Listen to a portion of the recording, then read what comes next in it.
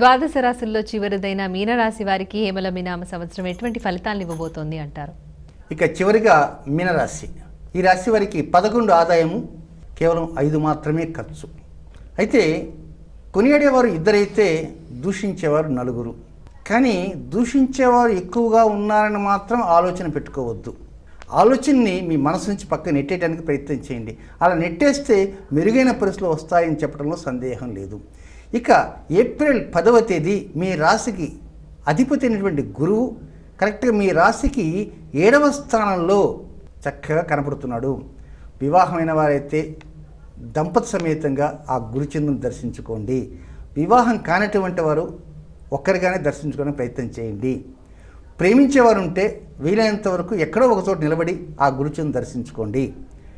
ఇక ఏప్రిల్ 11వ తేదీ నుంచి జూన్ 21వ తేదీ మధ్యకాలంలో మీరు చేసే వ్యాపారం కానీ, వృత్తి కానీ, ఉద్యోగం కానీ, వ్యవహారంలో లొసుగులు మీకు తెలియకుండా ఉంటాయి.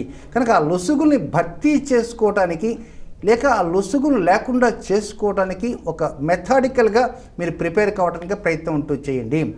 దీనితో పాటు ఆగస్టు నెల 28వ తేదీ నుంచి అక్టోబర్ 13వ తేదీ మధ్యకాలంలో ఉన్నటువంటి 2వ వ్యతిరేక గ్రహస్థితి సందర్భంగా ఈ మీనరాశి జాతకులు రుణరోగ విషయాలలో ఏదైనా సరే మీకు రుగ్మత ఉన్నది, డాక్టర్ గారు ఆపరేషన్ చేయించుకోమన్నారు, కానీ చేయించుకోమంటే మీరు అమ్మో అని భయపడవద్దు.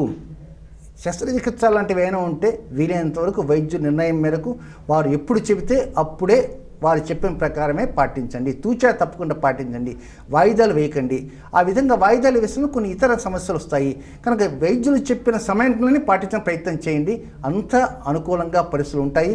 మరొకటి ఏమిటంటే సెప్టెంబర్ 27, 28, 29 3 రోజుల్లో కూడా గ్రహమాలికా యోగంలో మీరు లేరు, మీ రాశి లేదు. అయినప్పటికీ కూడా అనుకూలమైన పరిస్థితులు పొందడానికి ఆ 3 రోజుల్లో ఏం చేయాలి? సరస్వతి పూజ, దుర్గాష్టమి, మహర్నయం 3 రోజుల్లో వస్తాయి కనుక అందులో మూలా నక్షత్రంలో ప్రారంభమవుతున్నటువంటి గ్రహమాలికా యోగం సెప్టెంబర్ 27 ఉదయం 10 గంటలకు ప్రారంభమవుతుంది. ఆ 3 రోజులు ఏం చేయాలనేది కూడా మరికొన్ని నిమిషాలలో తెలియజేస్తున్నాను. మొత్తం మీద ధనురాశి జాతకులు ఏప్రిల్ 10 నాటి ఆ గురుచంద్రుని దర్శించుకుంటూ ఈ 355 రోజులు జరిగేటువంటి శ్రీ హేమలమ్మ నామ సంవత్సరంలో ప్రతి గురువారం కూడా అవకాశం కల్పించుకొని ఆదిత్యుని వీక్షిస్తూ ప్రార్థించడానికి ప్రయత్నం అంటూ చేయండి. మీనరాశి వారు ఈ సంవత్సరం వ్యాపార విషయంలో చాలా జాగ్రత్తలు తీసుకోవాలి అని చెప్పారు కదా.